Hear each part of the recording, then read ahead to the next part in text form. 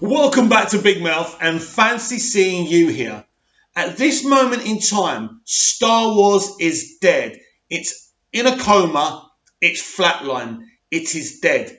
Can the Force be awoken? Basically, Star Wars is in the same position now as the DCEU was after Justice League. But very, very soon, actually in the space of months after Justice League, the Warner Brothers took action. They sacked and they removed many people within the DCEU department and brought in Walter Hamada to run the whole thing. A year later, Aquaman is looking like making $1 billion globally by the end of its run. So let's, in comparison, look to see what Lucasfilm have done in response to The Last Jedi and Solo, a Star Wars story. They've made no changes, not officially. All we had was Bob Iger come out in an interview and say that he took full responsibility and come up with some blarney that it was his fault for literally scheduling a Star Wars film every year. This, of course, isn't the cause of the death of Star Wars. This is not the cause of its problems. The cause of Star Wars' problem, Star Wars Disney's problem, is The Last Jedi. Forget about critical scores.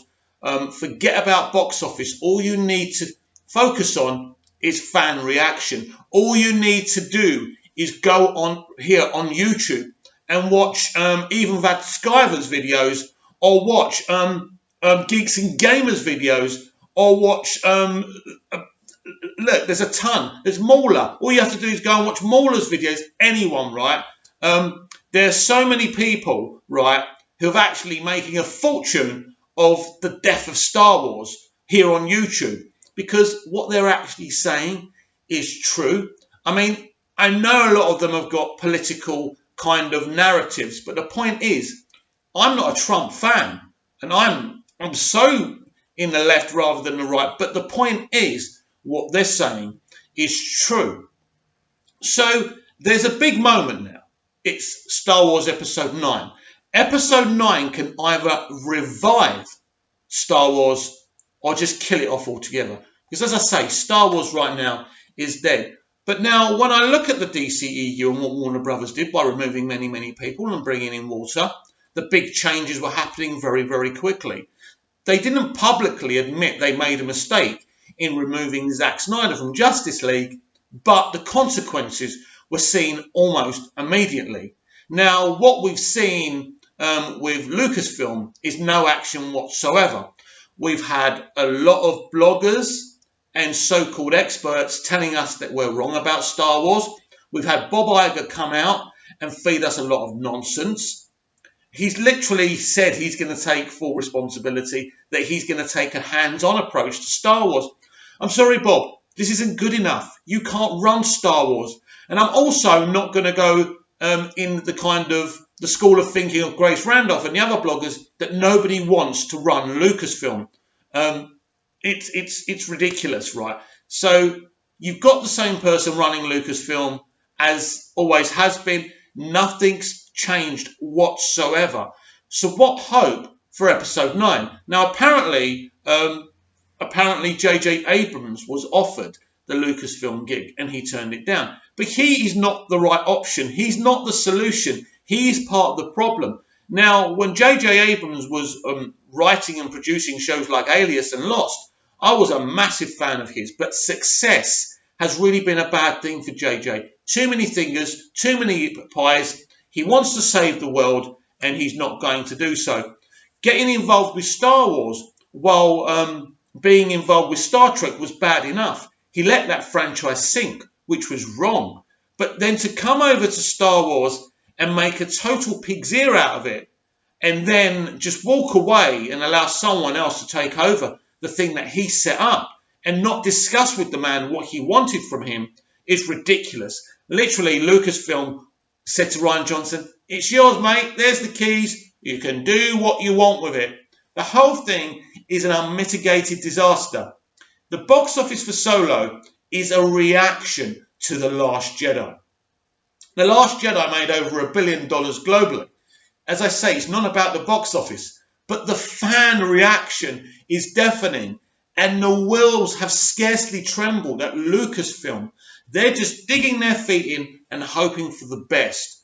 Can J.J. Abrams turn this around? Well, he's certainly got the quality to turn this around. He's certainly got the imagination to create a great Star Wars film. The Force Awakens wasn't a bad film, but it had many, many issues because it was literally just trying to copy what went before it.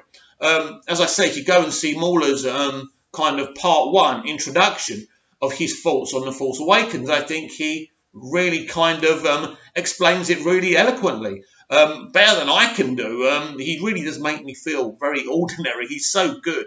But yeah, so you are in this kind of really, this is the biggest situation Disney as a company have ever found themselves in.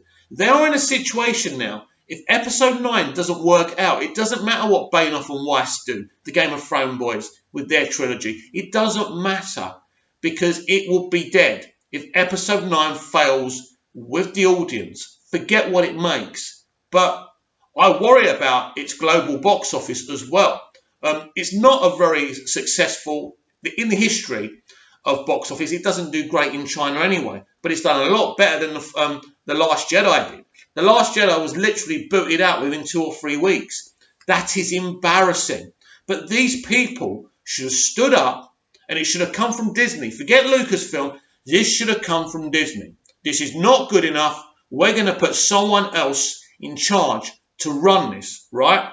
Kathleen Kennedy has not been removed. She's still running this thing, but she's in hiding. She barely comes out. Where is she? Where is she speaking out that the Force is female? You know, nonsense like that. And it's gone on and on and on and on. They've dug themselves such a deep hole, probably why we don't know where Kathleen Kennedy is or where we ever see her. She is in that hole. Star Wars is in that hole. And who would have thought it when Disney bought Lucasfilm? You thought, wow, I was thought as well, wow, Disney, the MCU, Pixar, how could it go wrong? I think this is it is such a similar situation to what happened within the DCEU. But as I say, Warner Brothers decided to take action. Lucasfilm and Disney have decided to do nothing. So all they can do is hope that J.J. Abrams can do something with this movie. He literally has to save a whole franchise within one movie. And when I talk about save a franchise, again, I'm not talking about box office or critical verdicts. We can't trust them anymore, the critics, what they say. We can only trust ourselves. It's us, the fans, who will deem whether Star Wars will live or die. And if it dies, surely Disney will have to consider selling the whole franchise. Either back to George Lucas, which I think is a big possibility here. Now, I'm not telling anyone to boycott Star Wars, but I think if episode 9 fails, I think George Lucas could take it back or go into partnership within the production of the franchise with Disney. For me, this would be fantastic. George Lucas needs to come back. I know he's an elderly man. I know it's not fair, but George, look, we understand why you sold it. Many of us fans forced you into it, and I'm sorry about that. But George, Star Wars needs you. I never thought that Star Wars would be in such a serious situation, but it is, because The Force Awakens was loved by many people. It made, over 2 billion globally.